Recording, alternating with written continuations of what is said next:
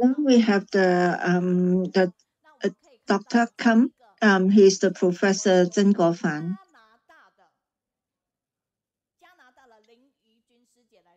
He's the commissioner as well. That is the writing is from the Canada, Ling Yijun. You can see that our editing is from Canada, England, and the artist is from our Youjie.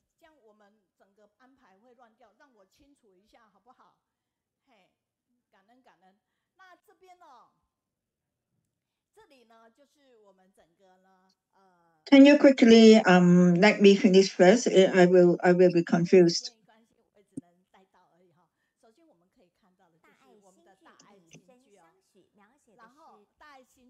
This is our Dr. Zeng Guofan, professor. Okay, I can take over. So we are going to film about the story of our Dr. Zeng Guofan. So the show. This show is going to talk about our silent mentors, what we achieve, and then we want to pass this kind of touch feeling through the show, in order to play well as the professor, the main character of this show. So he's been practicing.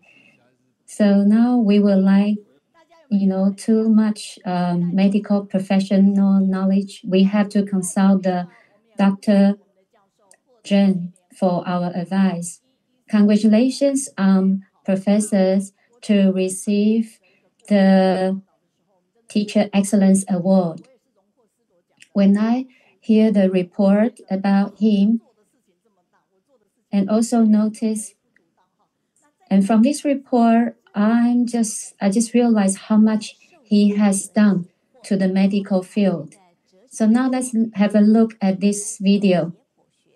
Professor Zeng talked about his whole life with dedicating to the medical teaching.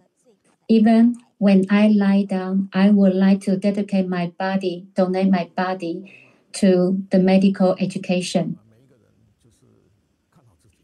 No matter teach or not teach, everyone has to try your best, do your best to your life. 36 years of teaching anatomy, it's just his responsibility. The name of anatomy, it's a doctor's occupy about 60% of what doctors learn. So for me as a mentor, I would like to have more praise than criticisms. Early morning, I already see Professor Zeng is in the lab. And when I finish work, I still notice Professor Zeng is still at school. Are you touched with this report? So he never give up any student. The silent mentor to everyone in Tzu Chi, we always very touched. Now let's just praise Professor Zeng to welcome him. I like to be with you because you spread the positive energy. Now let's welcome the Professor Zeng to talk about the love after lying down. So host, brothers, sisters of Tzu Chi, it's almost noontime. Hello everyone. I'm very honored to be here to represent everyone who assisting the Tzu Chi medical education to share about Tzu Chi and what Tzu Chi has done in Tzu Chi medical education. So the title, I name it The Love After Lying Down. I believe this is for all the donors when they reach the end of their life, lying down, about to return to the nature. At that moment, they're still willing to donate their body dedicated to the medical educations, and through this kind of love, to let the future patients and the public could get the better care. This is really an amazing contribution of these people. So before I start, I would like to introduce the background of why we will have Tzu Chi University. So this is a satellite image. So in the upper left, you can see the Eurasian plate, and the lower, you can see the middle is a Hualien Taidong, the Latitudinal Valley. So on the lower right is a Philippine sea plate. So you can see the edge of the east coastal Taiwan. You see this long, thin, white line. So the north part of this line, you can see a circle. This is where Hualien City is. And this long, thin, white line is the East Rift Valley of Taiwan. So when the two plates meet, form this valley. So the whole east, you can see this Rift Valley cut off the east from the resource-rich west. And you can see in the north, the range, just north of this circle, you see the green part. You can see the central mountain. The central mountain range, it just cuts off to the water. This is called the Qinsui Cliffs, further isolating Hualien from the north urban cities.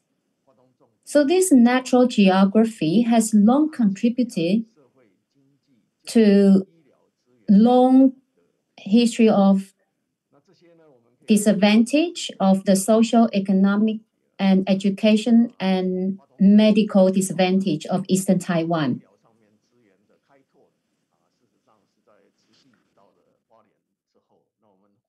So the development of the medical development of the eastern part of Taiwan actually is after Tzu Chi set up.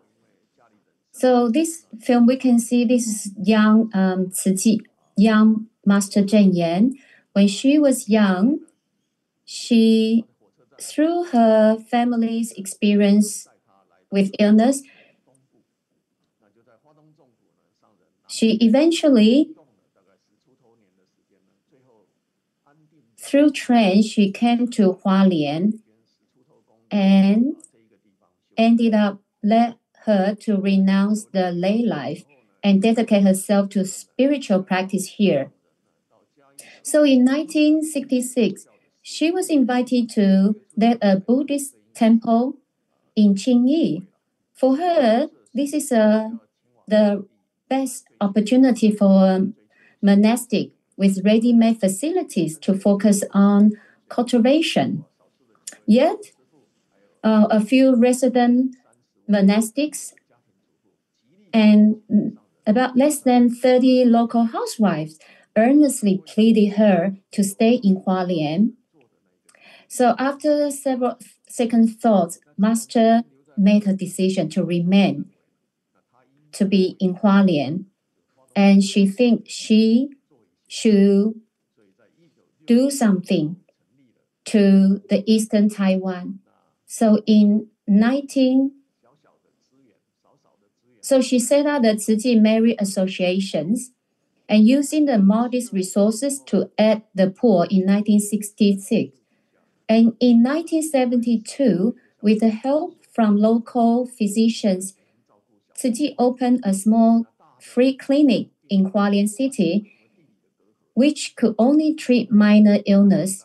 For serious conditions, the lack of transportation and infrastructure made proper care impossible.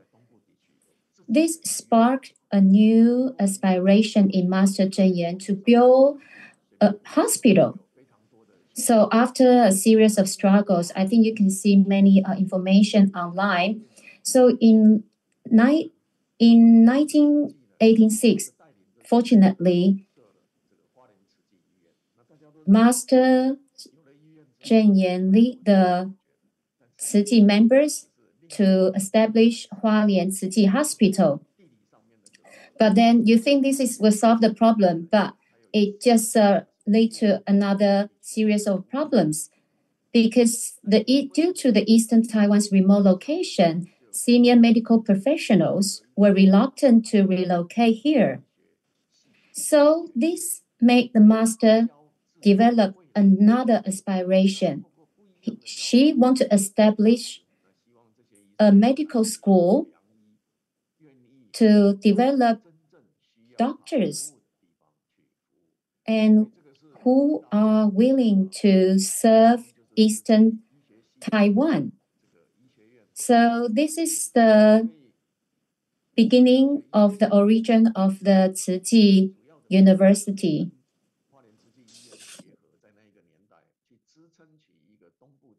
So at that time, the Ciji University is connecting the medical service with East and West. At that time, Taiwan only have limited medical student enrollment to about 1,300 annually. When Ciji University set up, the government granted 50 seats to Ciji University. If Ciji University simply followed traditional medical education methods, it could not resolve the healthcare crisis in the East. Because every year there are only 1,300 doctors produced in Taiwan, but only less than 1% graduates would like to serve in the East. Therefore, Ciji chose to forge its own path in medical education and hope we can develop our own medical doctors. So here we can see for many medical students, we would like, when they graduated, would like to stay in the Eastern Taiwan. From this slide, we can see actually for many, in the mid-14th century, pre-modern theologies spoke of heaven and hell, such as this fresco completed in 1305 from Italy that vividly depicts a religious vision of the afterlife, portraying the body after death as something terrifying and punished. Let's look at the bottom right. We can see if you go to hell, they were tortured and condemned. So we can see during that era, people knew very little about afterlife. The development of the the Western medicines is more or less started from anatomy. For Chinese medicine, it originated from the system of the meridians and the acupoints, guided diagnosis and treatment, based more on energy flow than physical structure, which is very different from the Western medicine. So in the mid-14th century, Western anatomy began with a few isolated dissections, attempting to explore the structure of the human body. Like during that time, Michelangelo and Da Vinci, they could draw vivid structure of human bodies. So how they conduct the anatomy? Just like this mural in Padua, this painting, they use the body of the criminals. After they hunt, they conduct the anatomy dissection on the bodies. So it originated from learning from the death criminals' bodies. We can see this. So in 1543, this is the first picture of a human body structure in the world. We can see on the right side, we can see the muscles on the structure of the body and can still see the neck still has a rope hung around. So with more and more people want to know the structure of the human body. So in the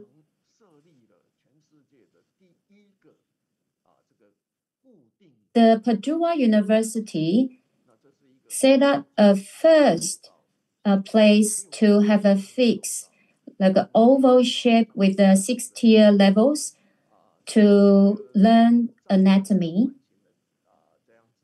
So everyone is standing around the dissection table in the center at the bottom.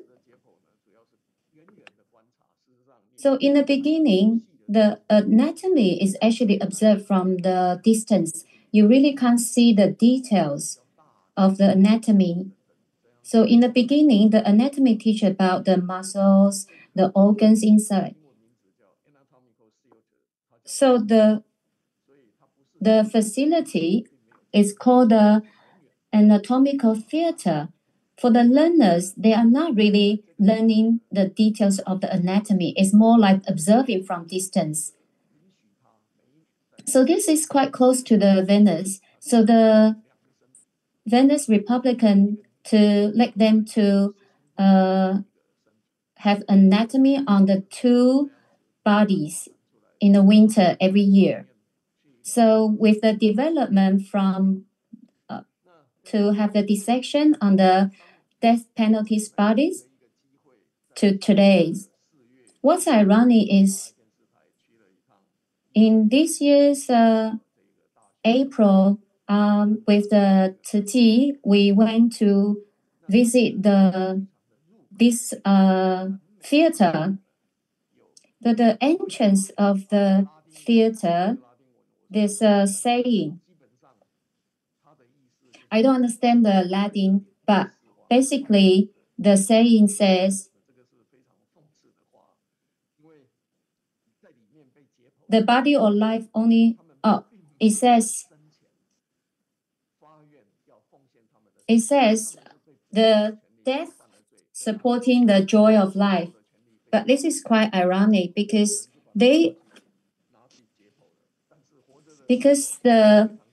living just take their body without their consent to have their body being dissected.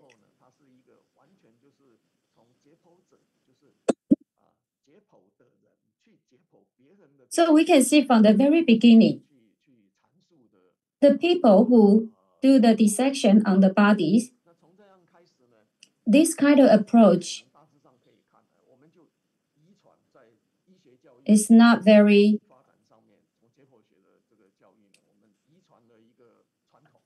it's more like treating the body like a specimen. So we can see we are inherited treating the dissected subjects as specimen. So what about when there's not enough bodies for dissection? Then we have the stealing the body from the graveyards.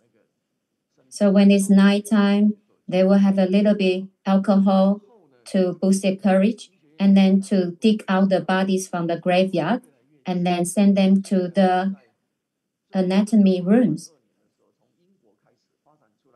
So in 1832, they developed approach. They use the unclaimed bodies. So these bodies are the deceased who had no family, friends to claim the bodies. So then the medical students will just use this kind of unclaimed bodies as specimens for anatomy. So in Western practice, recent years, there are people who would like to donate their bodies. So the students will just relate it to the anatomy and carry out the tradition as regarding the bodies as specimens. So there's no such a rituals or ceremony for this disease. And the students and the teachers, they don't need to feel sorry for the bodies for their practice. So it's like a detached the feelings between the bodies and the students and the teachers. Because they think I'm going to practice the techniques for the future health, for the healthcare. So believing they do nothing wrong.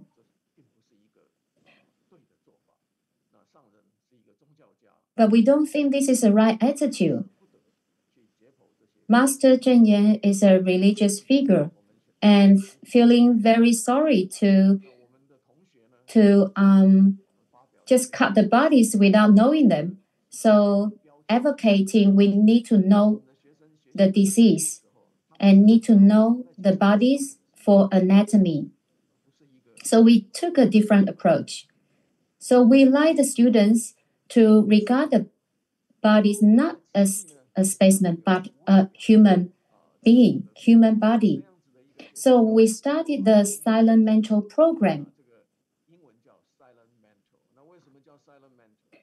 So the English name Wu Liang Shi is silent mentor. Why we call silent mentor? Because they cannot speak, but they can teach the students. So we call them silent mentors. And also they donated their bodies without any good for them themselves, but can contribute to facilitate medical students' learning. So this is a altruistic role model or the silent teacher. That's why we call them silent mentors. All the bodies for the students are the body donors, are from the body donors.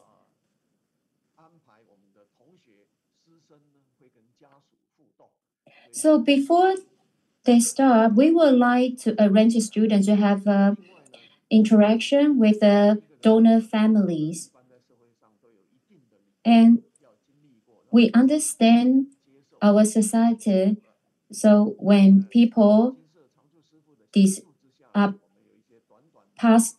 pass away, everyone needs some kind of a ritual to say goodbye. So we would like to invite the students to go through this process with the donors' family members. Master told us she is a religious figure. She is not an educational expert, so she couldn't tell us what to do, but she encouraged us to try to comfort the souls of the donors and ease the minds of the survivors. So in religious respect, she doesn't want to regard the body of the deceased as a specimen because she believed there's a spirit. So for the survivors, doing this can also to ease their minds and help them, facilitate them to back to normal life as soon as possible.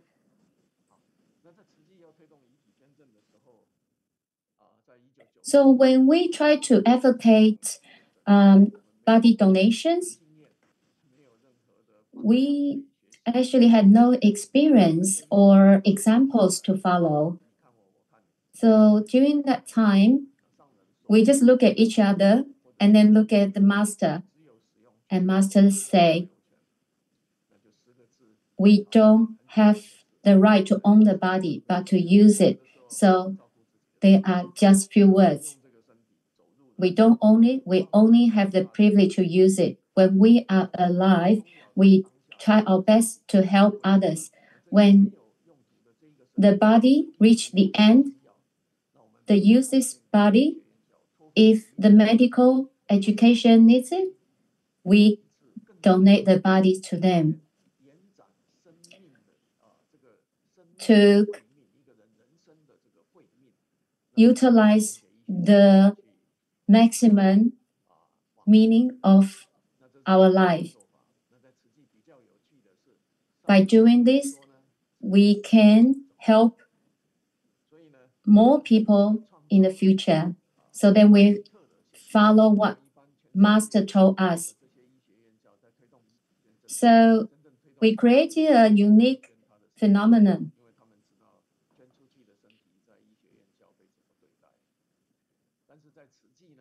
So in Tzu Chi, different from traditional thought, look at these three photos, three master followers. Out of the 5 venerables, they donated their bodies to medical education for anatomy. So in this picture,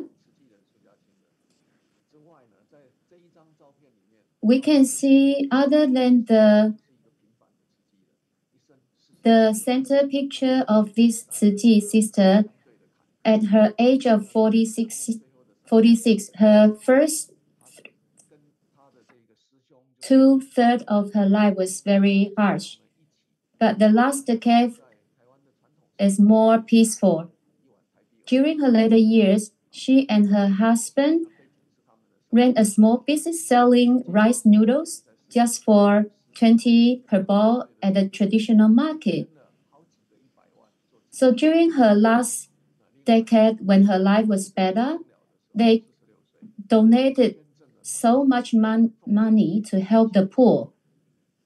And when she passed away, she donated her body to medical education, which exemplifies the quiet greatness of Tzu Chi people.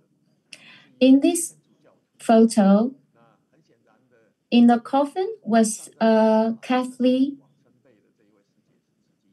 person who is this Tzu Chi sister's husband, adjusting the burial shroud on her husband's coffin.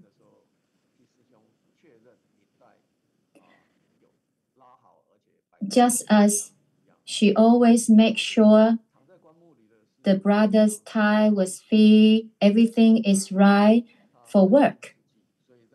So we can see Tzu Chi sister is our member, but her husband was a Catholic. After learning about Master's principles, he joined the Tzu Chi community in supporting the Master's charitable work. After his passing, he donated his body to medical education,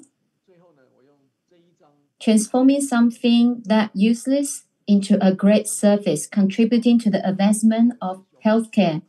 Now look at this photo. We can see the Tzu Chi brother in the center front row of photo. At age of 52, he had been abroad for business, but after returning to Taiwan, he suddenly developed a fever and was hospitalized.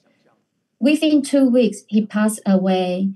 You can imagine such a young age and a good body without any medical history or signs of illness. It was a horrible, unacceptable incident. His wife, a Tzu Chi sister, agreed to donate his body. But his family from southern Taiwan could not initially accept the idea. They thought she was seeking revenge, giving her husband's body to be cut up. Under such a difficult situation, this is what she said to the students. I would rather you practice cutting 20 times on my husband's body than to see you one day make a single wrong incision on a patient when you graduate as a doctor. So we can see the donor's family mentally endures such a huge stress from the pressure of their relatives or friends to agree to the donor to donate their bodies to Tzu Chi medical education.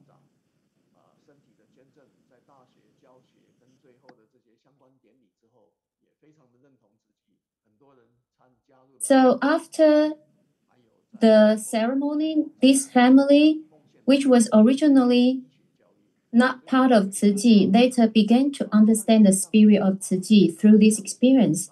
Over time, some members of the family joined the Tzu Chi and even later donated their bodies for medical education after passing away. Spreading the power of love and selfless giving. Overall, our teaching methods, it all starting with the home visit. So before the course, about 1 or 2 months in advance, students will visit donors' homes to understand the donor's life story and wrote a tribute with summarizing the donor's life and display alongside the donor's photo to help the students and then the teachers understand the donor's life and also help the family to understand the process. So during the course, everyone will take turns to talk about the donor's life briefly. Afterward,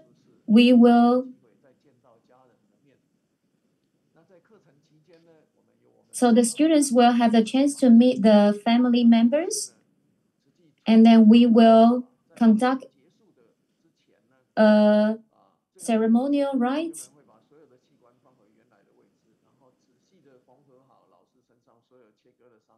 And after the course, students will place all organs back into their original positions, close the skin with great care, and dress the body in the robes handmade by our Tzu Chi venerables. And this time, we will invite the family to participate in the funeral rites at the school again. After they join the procession to the crematorium, after cremation, the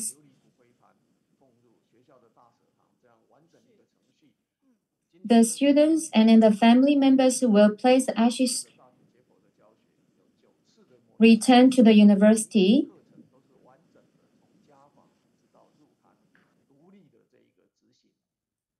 We have 9 individual courses to conduct this whole process.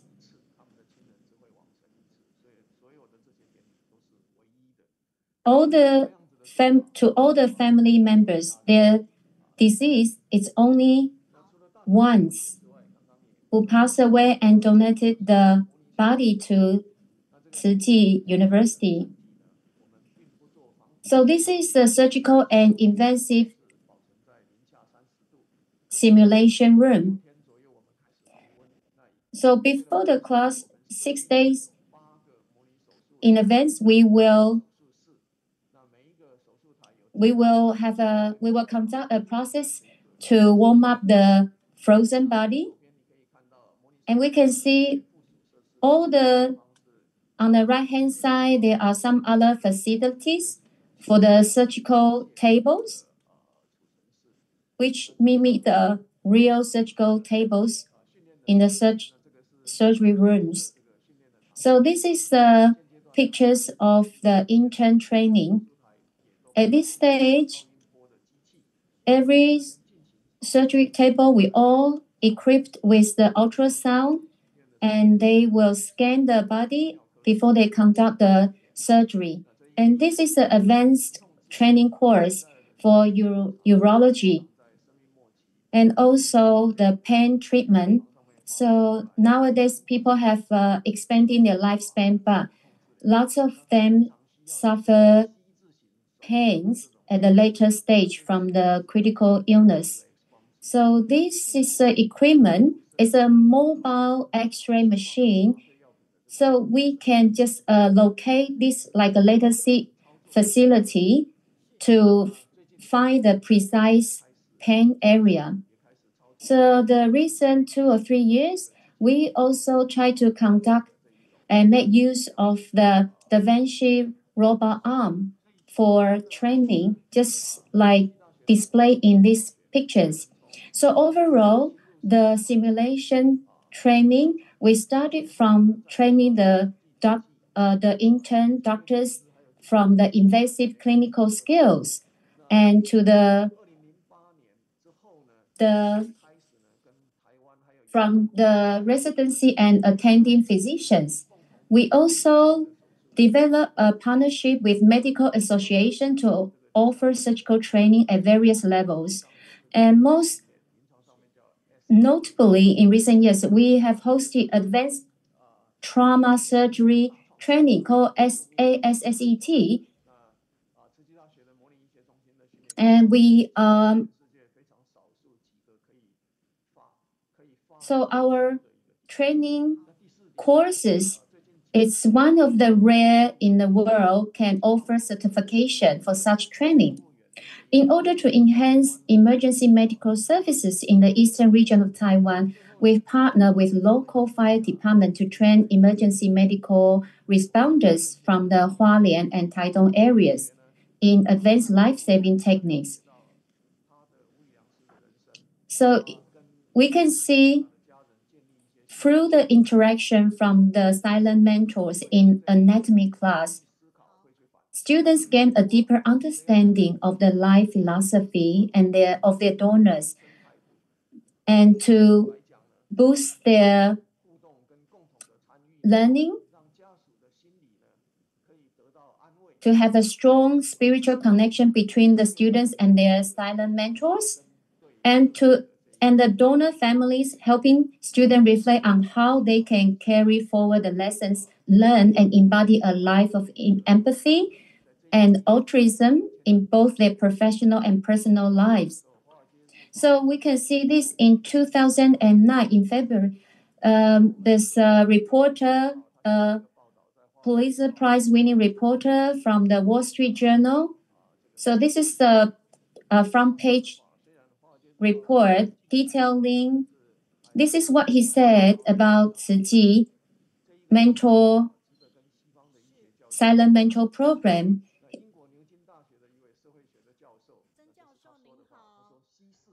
So the professor from the Oxford University also saying that even the Western medicine developed from the west to the east, but the